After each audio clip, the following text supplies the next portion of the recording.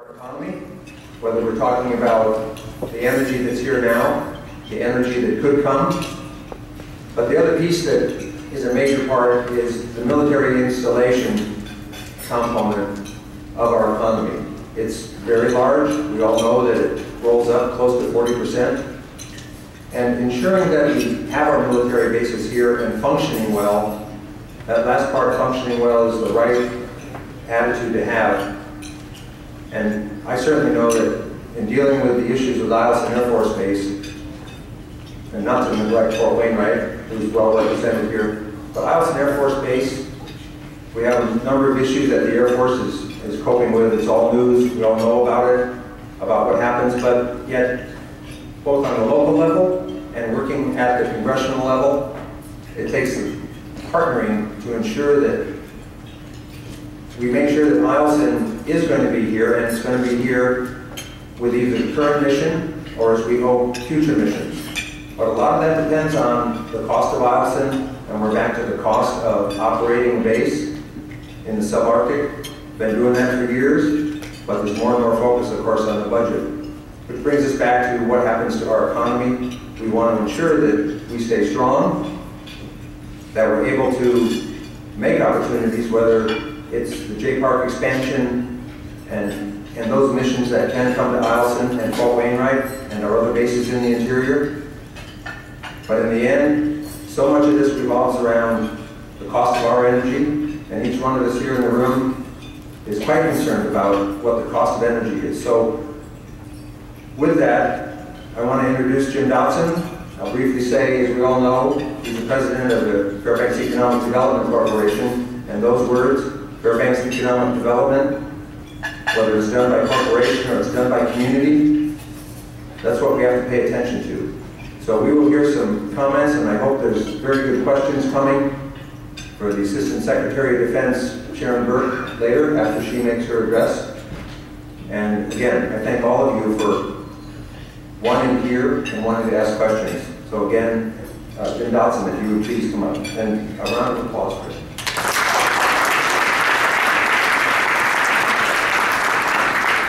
Well, thank you. Before we get started, I just wanted to, back away from the microphone a little bit, to kind of lay out a format that we might follow.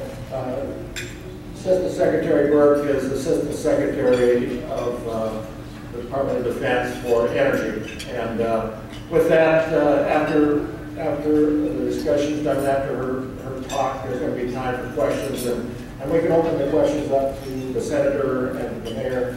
And if you have really easy questions, you can ask me. But anyway, it'll be kind of a panel discussion. Certainly we're looking for participation from you.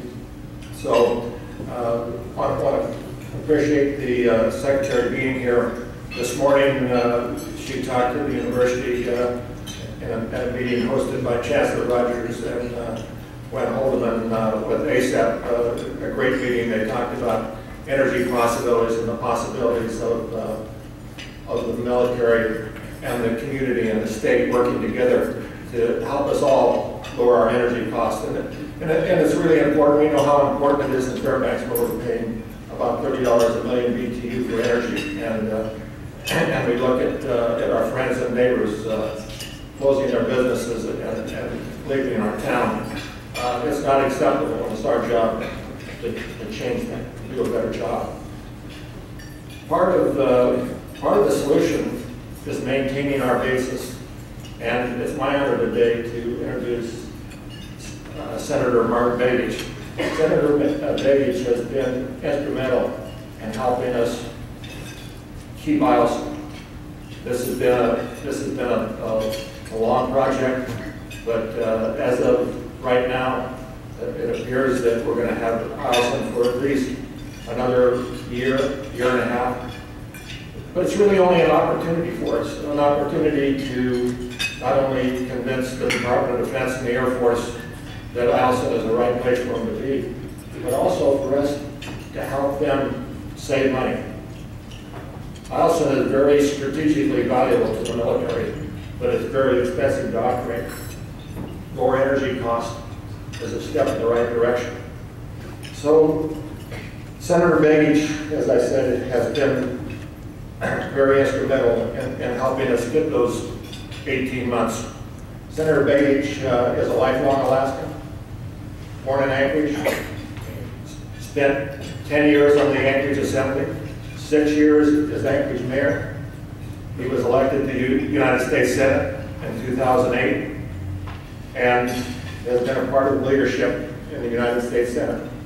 We're fortunate in Alaska today to have Senator Begich. Senator.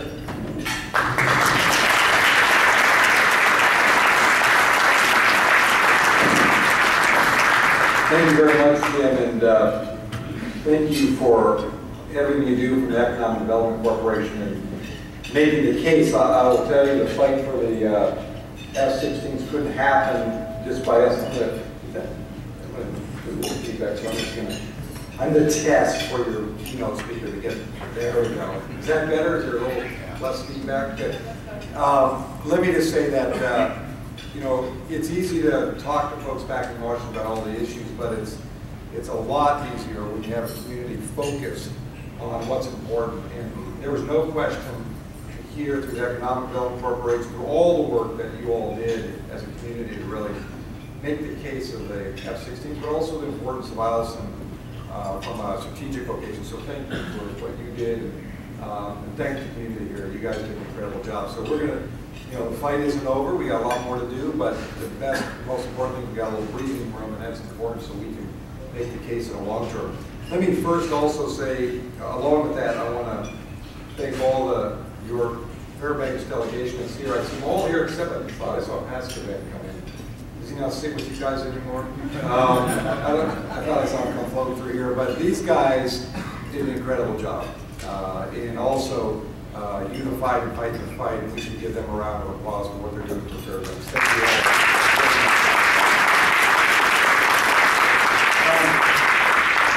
all. You know, we've had, I wasn't scheduled at one point to come to Fairbanks this trip. We were later in the month we were going to come, but we had an opportunity to bring something pretty important from a Defense Department standpoint to Alaska, but also, as you know, when we bring people up to Alaska, we don't just bring them to an urban setting. We like to bring them here, but we then get them out to a community. We've been in Tanana. We actually, it was funny because we got ready to go, and they said it's fogged in. And I said, fogged in? It's the summertime. How could that be? But we had to wait a couple hours and cruise around the base, but having the Assistant Secretary Burke here, I'll describe her in just a second, we were able to get to Tanana, travel a little bit more. We were just down at the Cole Climate Center. We had a chance to meet with, as Jim described, innovators in the energy arena here at Fairbanks and hear about what's going on and how that information could be transferred to the DoD. I've been to Afghanistan twice, and when you go to the main base, but then you go to these things called forward operating bases. If you're not familiar with them, they're small, self-contained units, small group of people, and you get to see suddenly the reality of how do you energize all that? How do you make sure that the troops on the front line have the power to run their satellites and computers or information, heat their units, or in the case of the summer, cool their units, all that's necessary for them to survive in a very mobile situation. And today, there was a chance for the Assistant Secretary to meet some of the things we're doing in Alaska, because my view is, and I've always believed this, that whatever you can do here in Alaska, if you do it, it doesn't matter if it's transportation, energy, healthcare, aviation, if you can perfect it here, it can be used anywhere in the world. There's no question about it. We're proving that with our aviation technology, NextGen, which was pioneered here. Telemedicine was pioneered here. That is now being used all over the globe. And NextGen is now being implemented across the country for aviation security, safety, and fuel efficiency. So from our end of it, technology around energy, doesn't matter if it's coal, oil, gas, hydro, geothermal, solar, nuke, you name it. If it can be done here, the odds are, especially in remote villages, it can be done anywhere. So we're very fortunate to have for you today a speaker that Assistant Secretary Burke. It's a 2-year into the job. It's a new position in the Department of Defense. They spend about, I guess this number, I hope I'm still correct, every minute they spend more because there's a lot of cost and energy, about $20 billion a year, about 2.5–3% of the military budget is energy and associated infrastructure. It is an expensive part of the business of running our Defense Department, and it's a national security issue. We can keep buying it, but we have to have it readily available, and that's a critical piece. And how we use it. And Assistant Secretary Burke, this is her first effort to make this a difference for our Department of Defense. And it's a new position. The goal is to, she'll describe more of it. We're excited. When she first came to see me, I said, you got to come to Alaska because we'll show you energy costs, we'll show you how to use energy, and we'll show you innovation that we're doing here. So to have her here, another one of our many folks we're bringing to Alaska on a regular basis. Tomorrow I'll be in Cold Bay. We've flown to a Coast Guard cutter by helicopter with another senator to describe what we're doing with our Coast Guard. So again, to have the Assistant Secretary here is very exciting. So let me end there and just say we are very fortunate to have her. We're excited to have her here. And we're very happy that she brought the good weather. Yeah. So please welcome Assistant Secretary.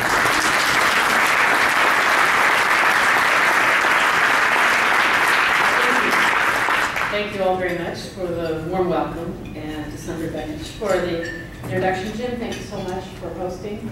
And Mayor Hopkins, it's great to see you again. So wonderful hospitality, and I have to say that I should get this out of the way right from the beginning, which is I am not involved in the decisions or the discussions about Eielson. So, but just as an observer, what I can tell you is that you have a very shrewd senator who handled that extraordinarily well.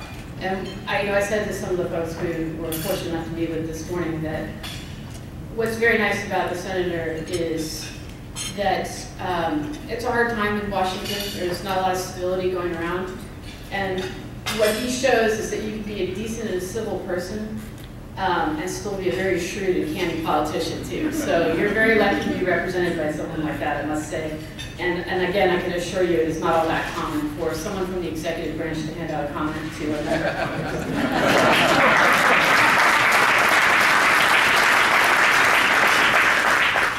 And I know Senator Thomas has put me on notice that if I don't discuss coal in my prepared remarks, I have to be ready right out of the gates with the questions. So I'll see if I can weave that in somewhere. So, as the Senator noted, I'm the Assistant Secretary of Defense for Operational Energy Plans and Programs, which is a lot of title.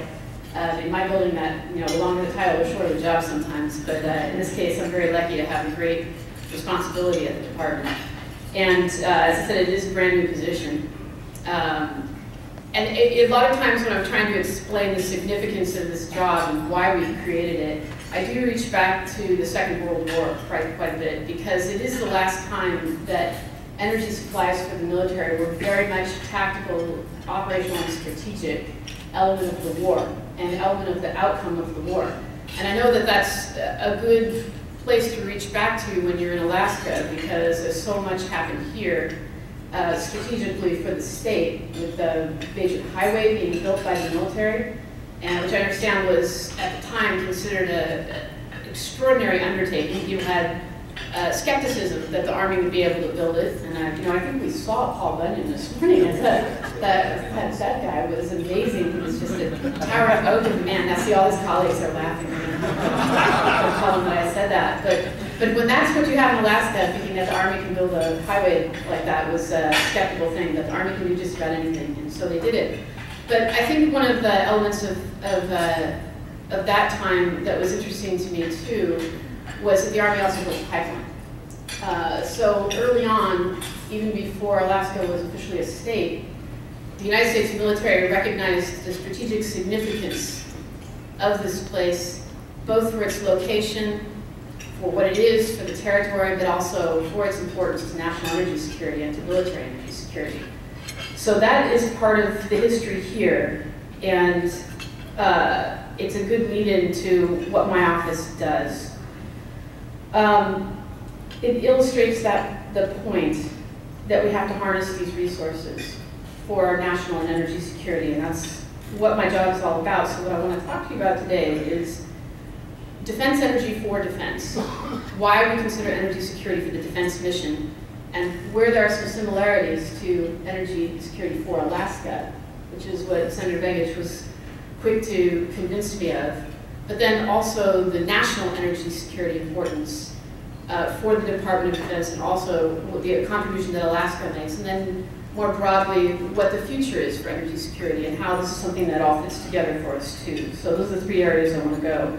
So to give you some idea of scope, as the Senator said, we paid last year $20 billion for our energy bill. $4 billion of that was for the heating and cooling of facilities. We have a lot of facilities, 330,000 facilities around the world. That's not actually the part of the energy use that I am responsible for, which is why I was not involved in any discussions about ISIN. 75% of the energy that the Department of Defense uses is for military operations. So for readiness training that you do at JPARC, but also for operations overseas in Afghanistan. That's all petroleum. So we are a major consumer of petroleum. In Afghanistan at the moment, we are going through about 1.6 million gallons a day inside Afghanistan. That doesn't count things that are flying in from elsewhere. So it takes a lot of fuel to support a military operation.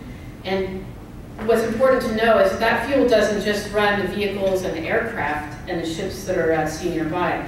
It powers our generators, our lights, it cools our tents, recharges our batteries and equipment, and as we had great discussions this morning, that's not unusual for Alaska, but for the rest of the country to be powering your facilities, your home, your habitation off of a diesel generator is a little unusual.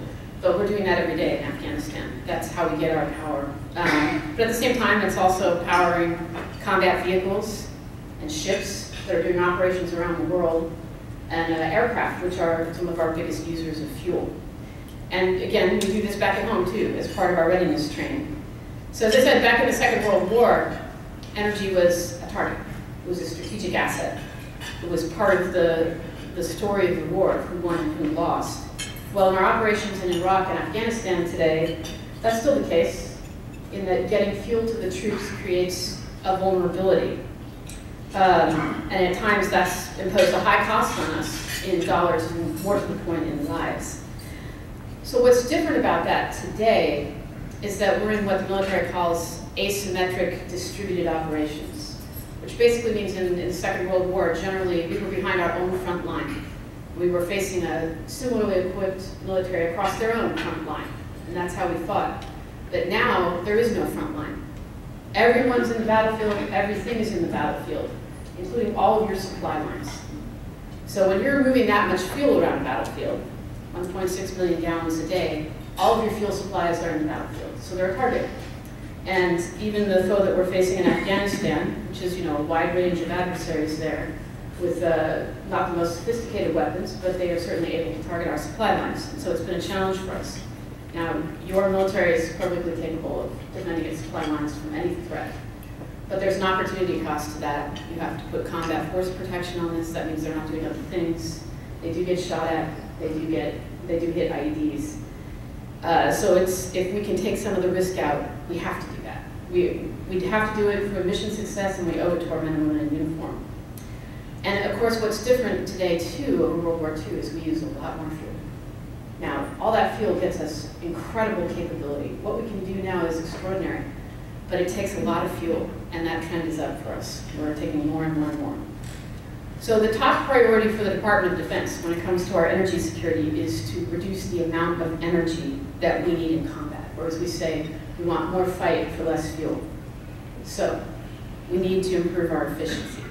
And we say reduction quite advisedly, because if you just say, let's make everything more efficient, people load more stuff on, it gets heavier, and you still need the same volume of fuel. We actually have a tactical strategic benefit in narrowing those supply lines. So we want to use less fuel. We're doing that in Afghanistan in a variety of ways. In just the 2 short years that my office has been in existence, we've had great partners across the Pentagon, across the services, and in Afghanistan, which has really helped. But some of the things we're seeing is solar panels, ruggedized solar panels that are recharging batteries or running these very small outposts that the senator was good enough to go see, because sometimes they don't need a lot of power, and a solar hybrid system can meet their power needs. It means they're off the supply line altogether. So not only is it better for them, for their mission, it also means no one has to bring it to them. Whether it's on the ground, or a lot of times in some of these remote places, they're delivering fuel by helicopter or aircraft, which is a tough way to deliver fuel, an expensive, tough way to deliver fuel. But we're also looking at better insulated tents and shelters. So we saw Jack Ader's wonderful facility today. We're looking at the same thing. We've had tents that are uninsulated and shelters, lots of folks living in what we call a tube or a clue, which is basically just a container. We can do better than that, and we should do better than that for our forces. Also some rudimentary microgrids that help us manage our loads, our demands, which has an additional benefit in improving our reliability, which is really important when you're in a war. And also some hybrid generators, as I described, with solar and other things, and some more efficient generators. Again, everything is a generator for us there, so if you can improve the generator that the Army's building right now is 21% more efficient, and again, you're talking about a lot of fuel off the road. In fact, we're estimating that all these initiatives that we're engaged in with the services now are saving about 20 million gallons of fuel a year. And more to the point, to me, a great success metric for the department is it's taking 7,000 fuel trucks off the road. So that's 7,000 fuel trucks we don't have to move or protect in order to do what we have to do there. And the Marines have estimated that they have 1 troop or contractor killed for every 50 fuel convoys in Afghanistan. These things are moving constantly. So this means something in our, very real terms about keeping people alive and in the fight and doing what they need to do. And that's why we're doing it. That's ultimately, everything for us comes back to the mission and mission effectiveness and getting back to that. And the lessons that we've learned in the past decade are acute. We've learned the hard way that, as General David Petraeus said before he left Afghanistan, that energy is the lifeblood of our warfighting force. So it multiplies our risk on the battlefield when we don't use it well, and it gives us a strategic advantage or a tactical advantage when we do use it well. So that's why we're doing it. Now I know that we were discussing this morning that Alaskans have some of the same challenges. Now you generally don't have bullets flying at you or IEDs, as you pointed out, on your routes. I hope not. Probably not on purpose at any rate. And you get to go to gas stations instead of having somebody come and bring it to you. Well, no, probably not. Most of your home heating, someone has to bring it to you at great expense. It's expensive, it's logistically challenging.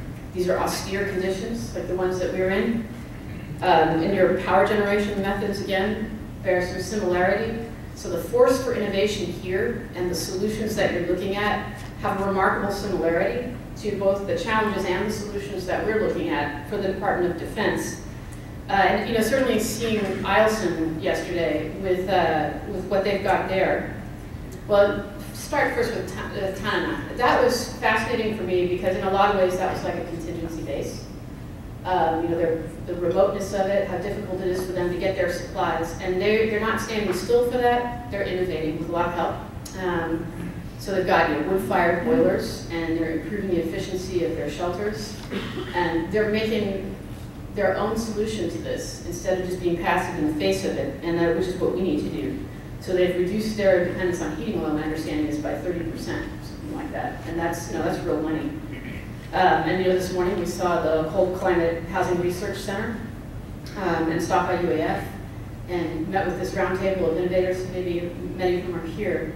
And heard some of the great thinking that's going on. So that was exciting to see. And at Eielson too, 99% of our bases are on the civilian grid. That's how we get most of our power. And yes, much of it is coal because we're just on whatever is being produced. So we're not against coal. We use whatever is there.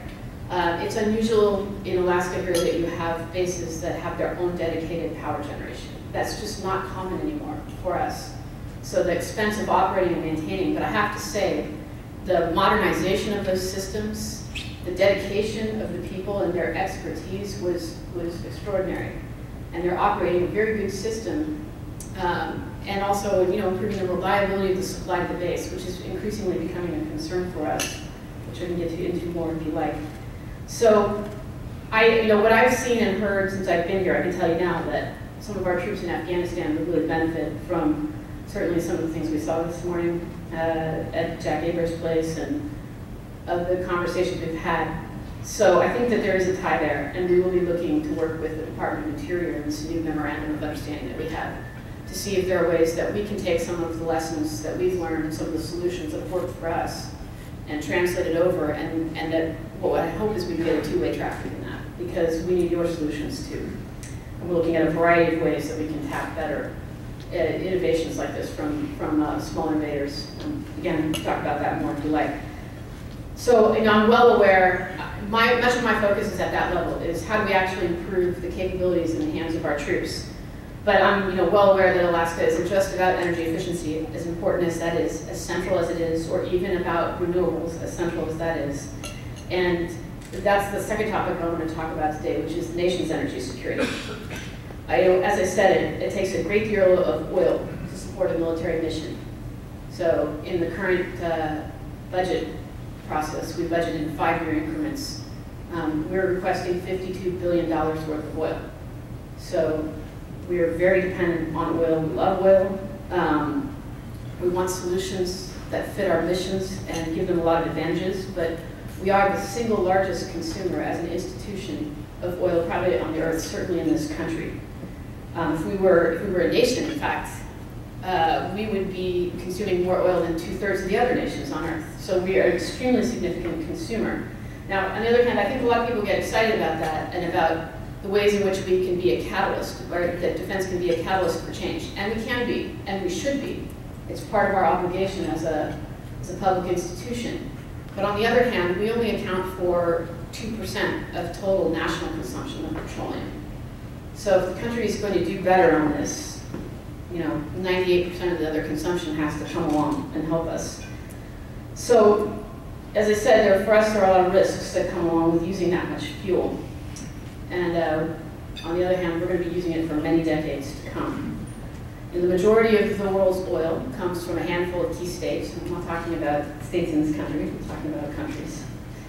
So not Alaska or North Dakota, although the increase in domestic production is terrific. It's a great thing.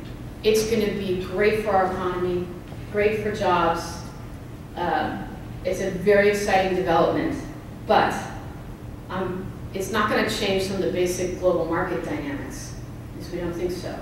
So a place like Iran is still going to bear far more weight than it should in the international system because of the global energy market. It's still going to be a problem for us. It's still going to empower them to be a blight on geostrategic issues for a long time to come. And we can't lose sight of that. Oil has a tendency to destabilize many countries. It has that effect. That's going to continue to be the case. So we're going to continue to see oil around the world, almost every place but here, that's going to have this problem where it's not reliable. And it's, often it's above ground complications. It's the countries. Most of the world's oil now is in the hands of nationalized oil companies. They're not stable or they're not reliable. Some of them are, some of them are not. This is going to continue to be a problem. And an actual supply disruption in one of the global choke points along what we would call the sea lines of communication would be a real disaster for this country. And I think everybody's very concerned about the rhetoric coming out of Iran right now, and I certainly am.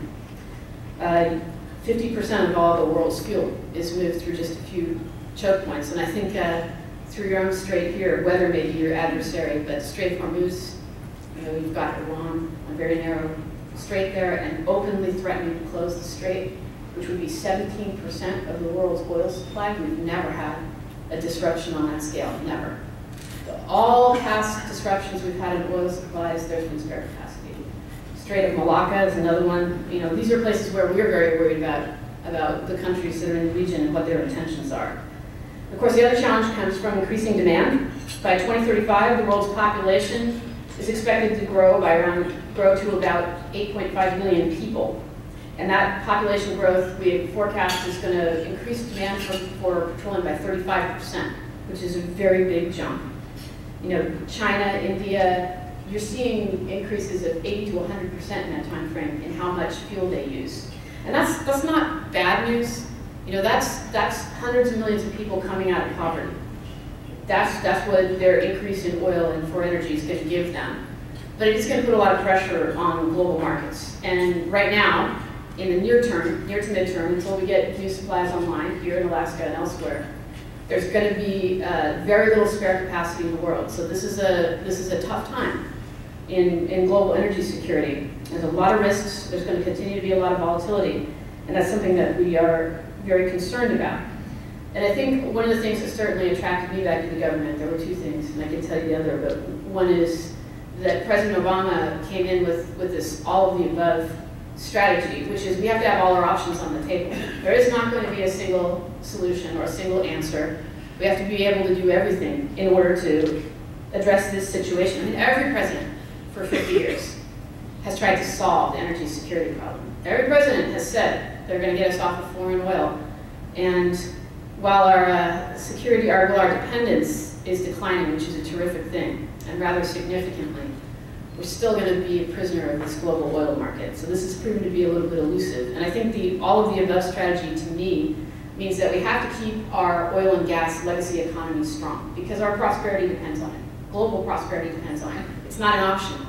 But we also have to be putting in place the investments in efficiency, in alternative energies and renewable energies. We have to be putting in place the investments that are going to take us to a different future, to a clean energy future. And in a place like this, where you need options because there is no other way to fuel a lot of the remote and rural areas in this state, you have to have other options. Well, it's the same for us in the military. It's not a question of choice. We need our forces to have options when they're out deployed. So I think Alaska represents this whole end of the spectrum. You know, you're developing renewables for sound reasons because it's what you need to do, critical to the national energy security economy. And that's, you know, certainly been an important priority for this administration. And we're moving forward with the oil and gas activities here, which is not an area that I work on very much, but as I said, we're very, at DoD, very aware of the overall energy security dynamics because it certainly drives what we do. So, as I say, we're also focused on renewable energy. And enjoyed hearing about a lot of the projects going on this morning. These were great. So, I mean, it's not just good for Alaska, it's good for the nation. Again, this is this two-step process of moving down a different road and diminishing these geopolitical risks to the country. You know, energy security is ultimately about international stability and prosperity. And it's a good investment, and it's what our defense mission is all about. So we care about that level too. And then taking it to the next level, just a few words about the strategic importance of Alaska and where energy security and national security really come together. So just in January, the president came over to the Pentagon and joined my boss, Secretary Leon Panetta, to release a new strategic vision for the department to guide us, to guide our work, to guide our investments, guide what we do, our training, everything. And the heart of this strategy is a new focus on the Asia-Pacific region. It's where our strategic interests lie, where they're going to lie for the future, and we need to be focusing on that. So, you know, in my conversations with the military leadership at JBR at Eielson, it's been very interesting because we've been discussing, they've been talking to me about how Alaska is part of this new strategy and the importance of this location in fulfilling that.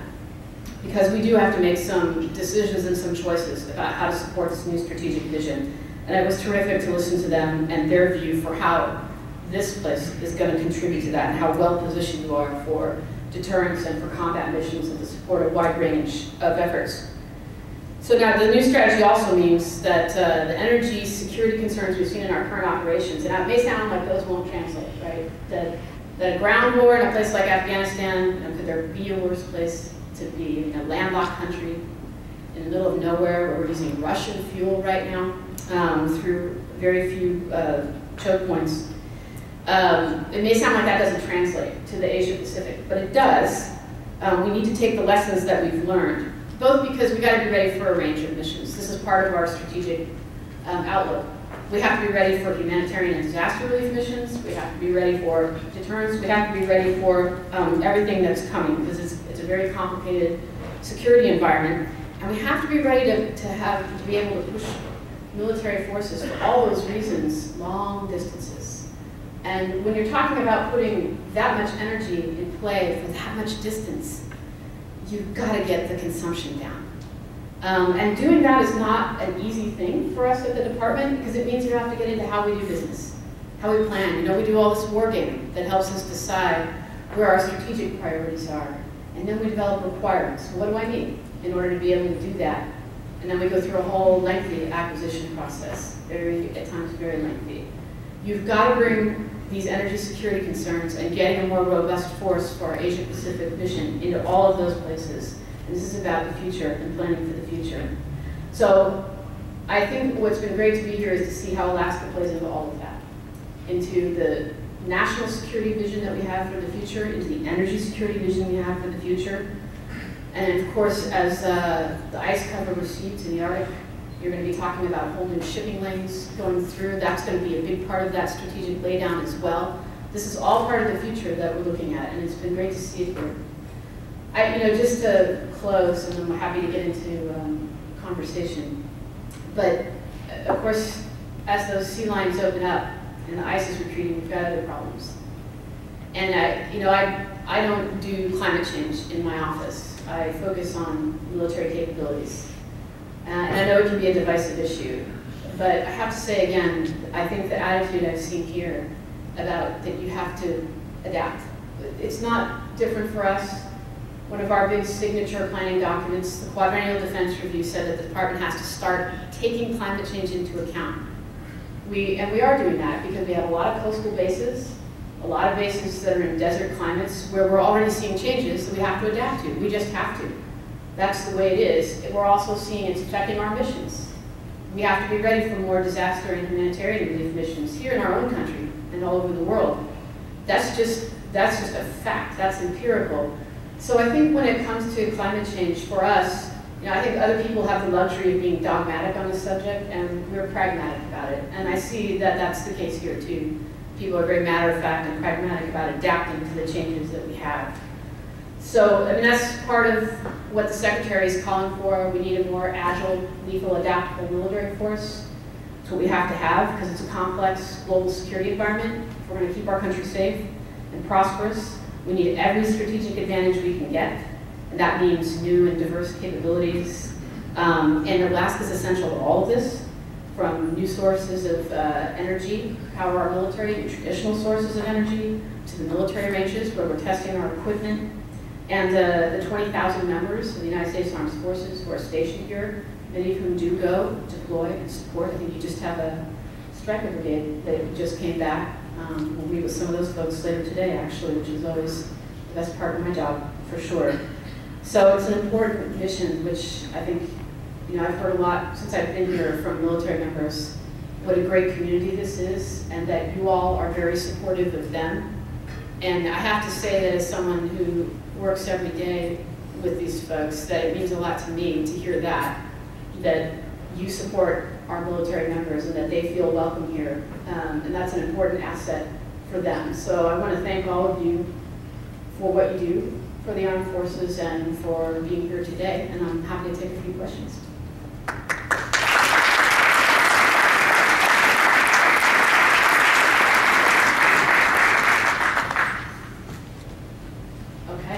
Senator, I guess I didn't cover it, did I?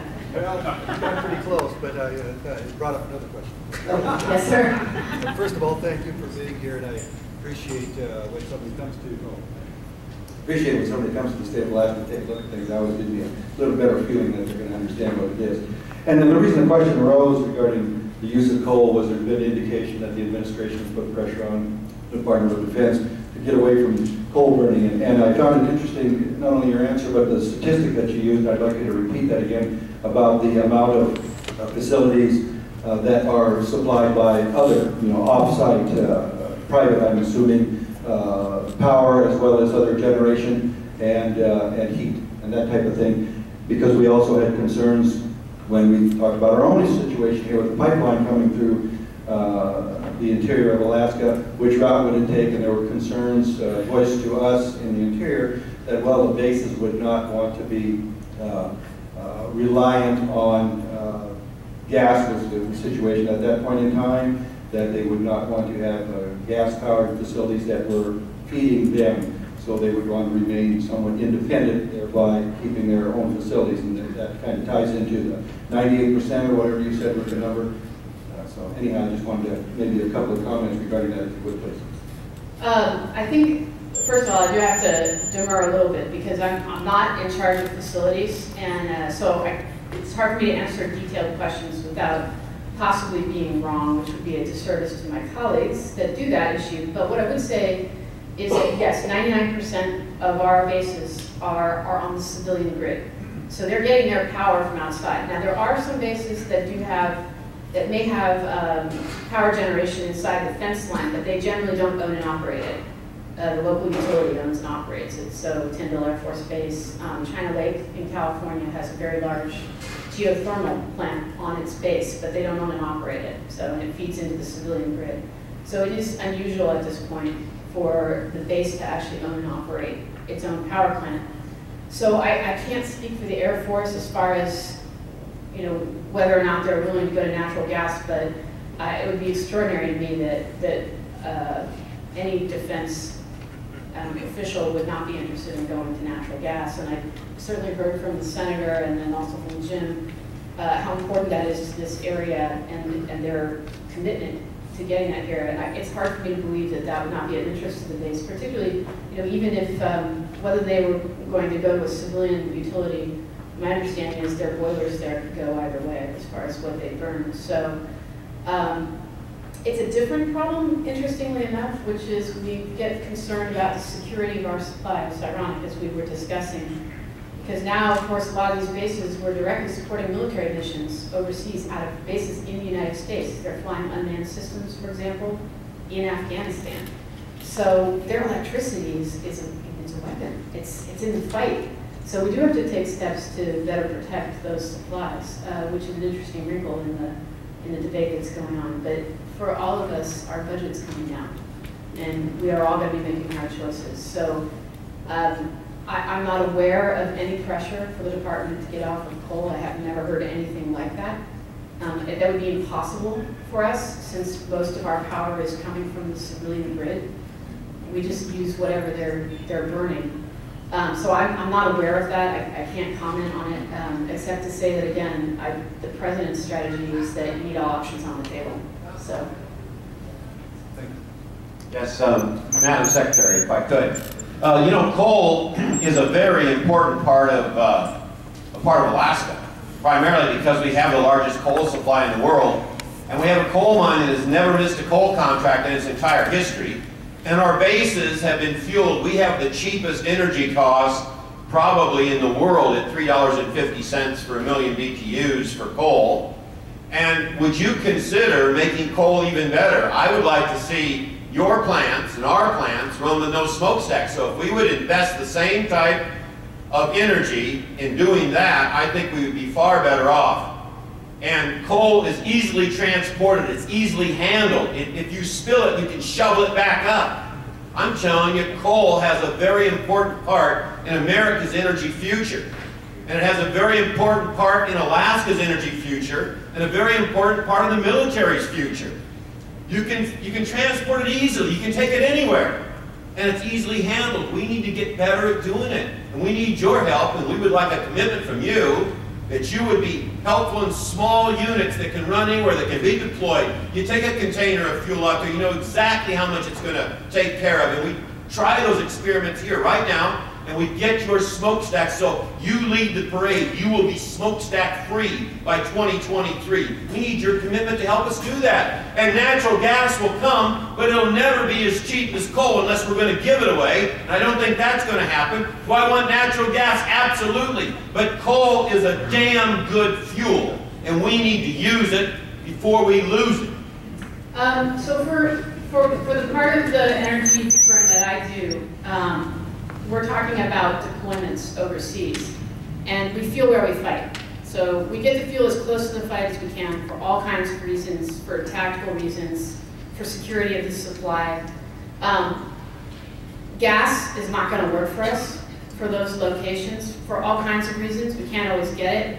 Our equipment, which we have for decades, the KC Tanker, the aircraft that delivers fuel, the one that we're getting a new one, acquisition is underway. It's replacing a 50-year-old aircraft. I mean, think about that. That we have things in our inventory for 50 years. So we're going to have things that are built, designed to use liquid fuel for a very long time. So the department is very interested in alternative fuels over time. We've got to make sure we've got access. But we buy fuel where we fight. Compressed natural gas, liquid natural gas, not so great when you're going over IEDs and getting shot at. Coal, we're not going to carry coal to a battlefield. We're going to buy it as close as we can where we fight. What I'd like to see is, down the line, is that our military has real flexibility and can use whatever energy fits the mission wherever we are. But you're talking about domestic bases, and as I said, we use what the economy produces with just a couple of key exceptions. So I'm all about the defense mission and military capabilities. And so I can't lead your parade because it doesn't help my men and women in uniform. However, the National Academies of Science did a great report a few years ago called the Energy Technology Future, and they said if we're going to get where we need to be in the future as a country, 2050 down the line, there is no choice but to go to clean coal and nuclear as part of the solution set. It has to be part of the answer. So as a defense leader, I can't lead your coal parade, but as an administration official, as an American, coal has a really important place in our future.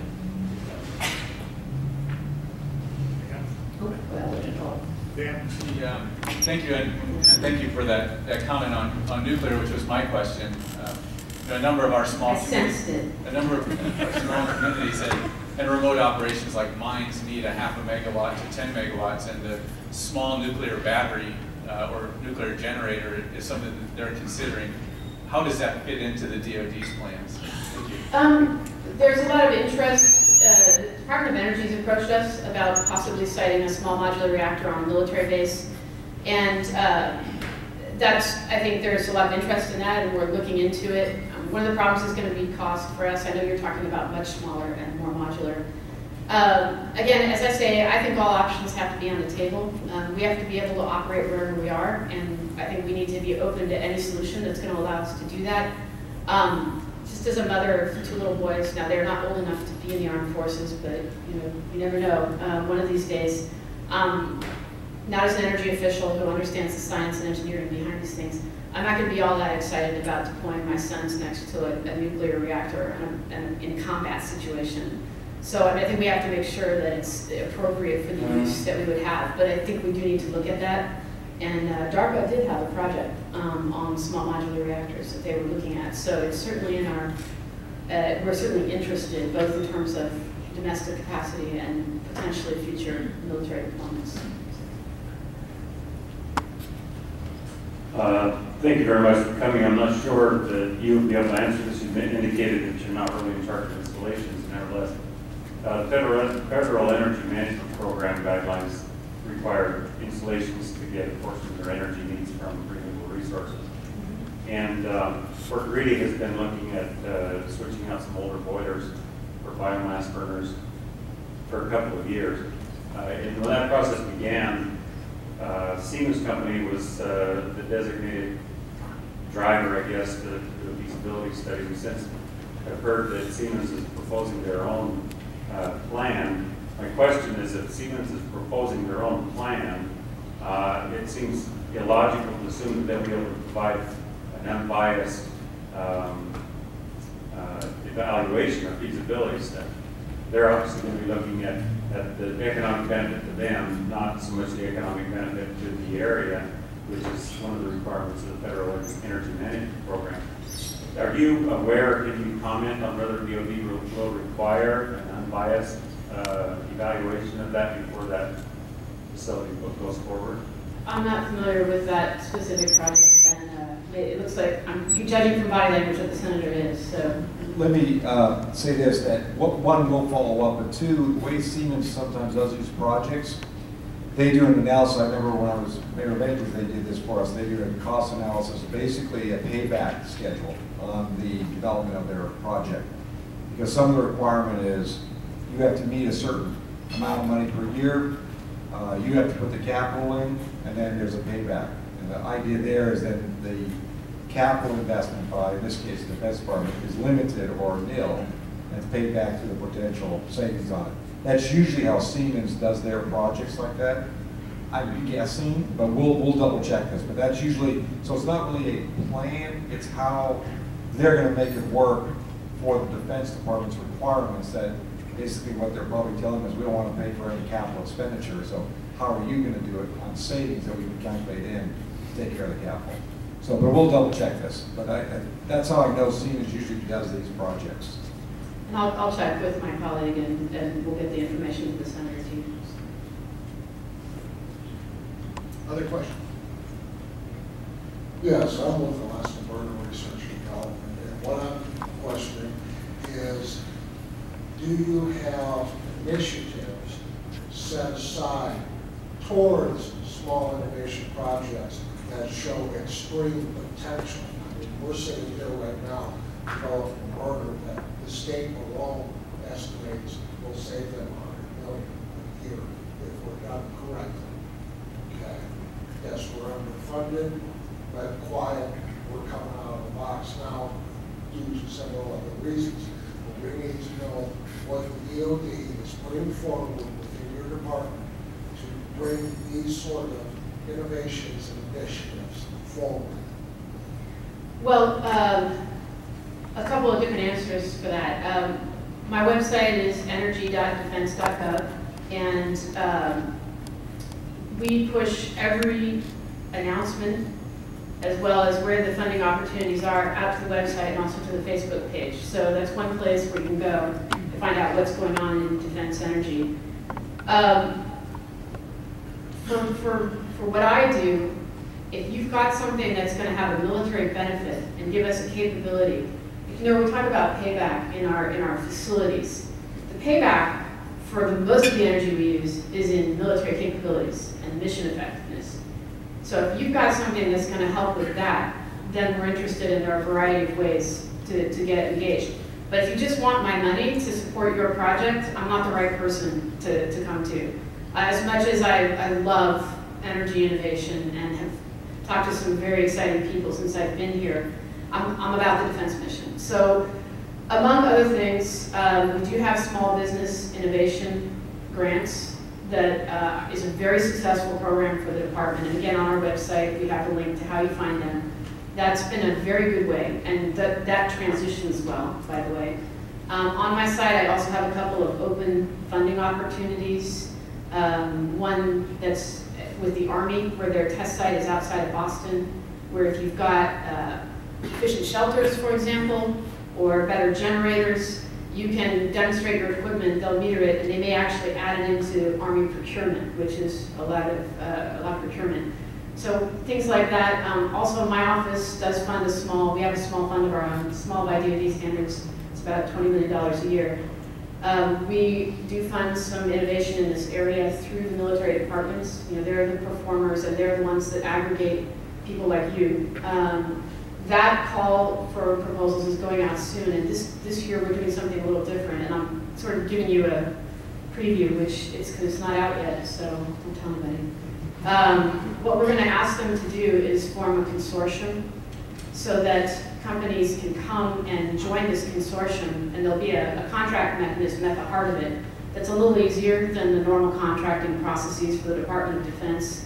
And they'll form these consortia so that we have a better feel for who's out there, and we can actually go and collect companies to come and join the consortium instead of just seeing whoever comes to us walks through the door.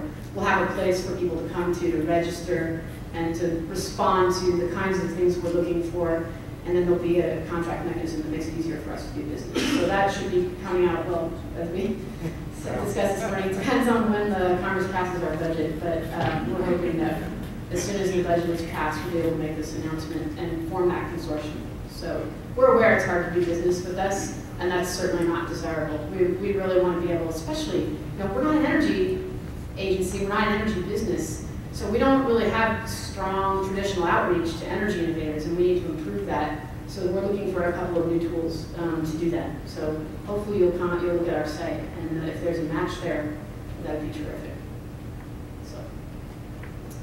Any other shots or questions? Mayor Hopkins, you don't have anything you want to ask me? Well, what would be your prognosis? What would be your prognosis for the status of the military effectiveness of Alaska in the new Asian Pacific theater that we're talking about, that you have meetings quite regularly about? I do. I think that from what I've seen on this trip, it's going to be crucial to that new strategy and that new direction. And you know, the department is in the middle of reconsidering how we protect the country in this new era, where the challenges and the threats are completely different.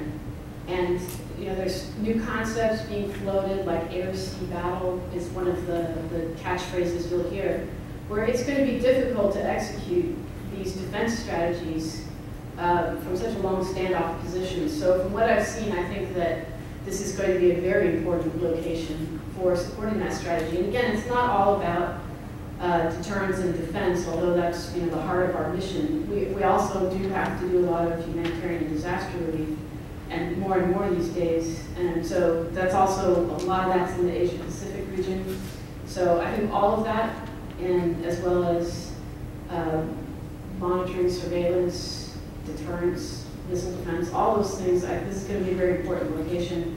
And as the Arctic changes, and of course, you know, doesn't escape anyone's notice here that a lot of the world's very interested in that, including nations that don't seem to have coastlines up there, are developing icebreakers, interestingly enough. So yes, I think this is going to be a very important state. So follow up to that, you know, there's... Oh yeah, I said icebreakers. I saw that there are ices and leap out of his teeth. So here, we are on the edge of the J-Park training grounds, and there's expansion of J-Park. How does that fit in? You know, we hear that the Air Force has a role in it, the Army has a role in it, but how does the Department of Defense look at that and say, this is the right thing to happen?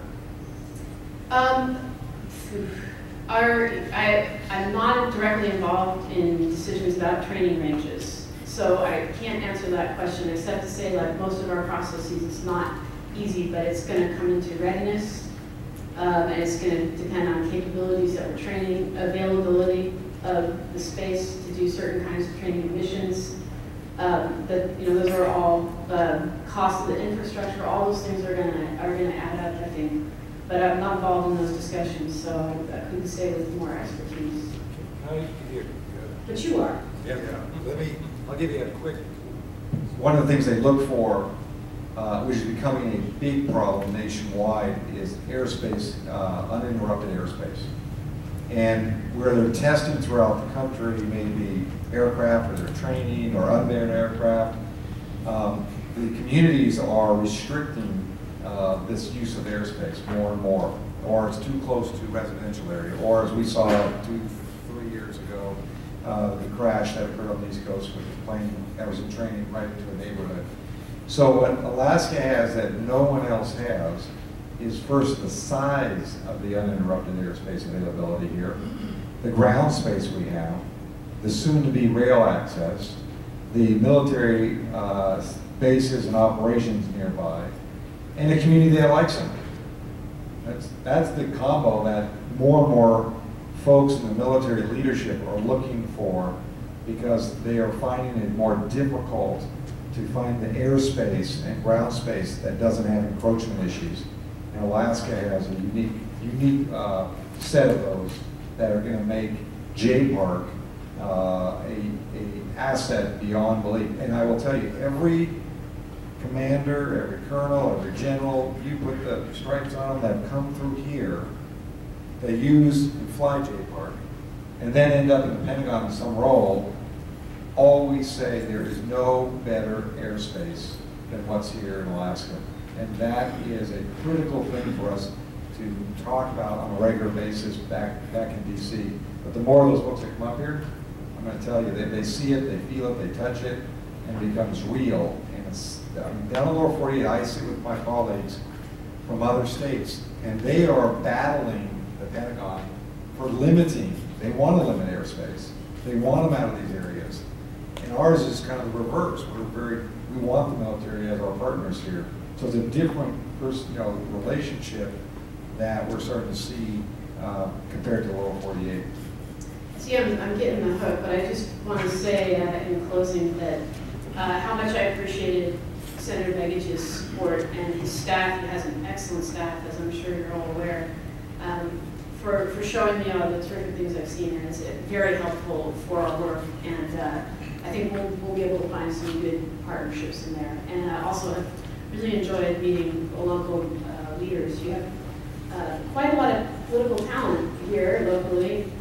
Mayor Isaacson also, we had a pleasure. She had of a talking debate to. with Doug last night. Yes, I still have scorch marks. But it's been a delight to be here and a real education. So thank you all for hosting the visit. I appreciate it very much.